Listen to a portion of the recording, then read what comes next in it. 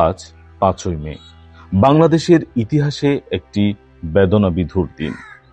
2013 সালের এই দিনে রাজধানীর শাপলা চত্বরে ঘটে যাওয়া ঘটনাকে ঘিরে আবারও নতুন করে উঠেছে ন্যায় বিচারের দাবি। শাপলা চত্বর অভিযান 2013, যে ঘটনাকে অনেকে আখ্যা দেন নারকীয় হত্যাকাণ্ড হিসাবে, সেই ঘটনার সুস্থ তদন্ত ও বিচার আজও সম্পন্ন হয়নি বলে অভিযোগ রয়েছে।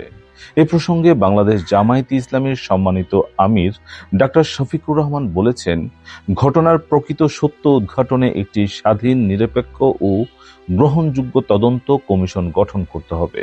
দোষীদের আইনের আওতায় এনে দৃষ্টান্তমূলক শাস্তি নিশ্চিত করতে হবে। তার মতে, দীর্ঘ সময় পেরিয়ে গেলেও বিচার না হওয়ায় ভুক্তভোগী পরিবারগুলো এখনো ন্যায় বিচার থেকে বঞ্চিত। এতে সাধারণ মানুষের মাঝে হতাশা ও ক্ষোভ তৈরি হচ্ছে, যা একটি গণতান্ত্রিক রাষ্ট্রের জন্য অশনি সংকেত। গণতান্ত্রিক রাষ্ট্রে শান্তিপূর্ণ সমাবেশ ও মত প্রকাশের অধিকার সংরক্ষণ করা অত্যন্ত জরুরি। আর যে কোনো সহিংস ঘটনার নিরপেক্ষ তদন্তই পারে ভবিষ্যতে এমন ঘটনার পুনরাবৃত্তি ঠেকাতে। দেশবাসীর প্রতি আহ্বান, শান্তি, ন্যায় বিচার ও মানবিক মূল্যবোধ প্রতিষ্ঠায় সবাই ঐক্যবদ্ধ হই। আমরা সবাই চাই সত্য উদ্ঘাটন হোক, ন্যায় বিচার প্রতিষ্ঠা হোক।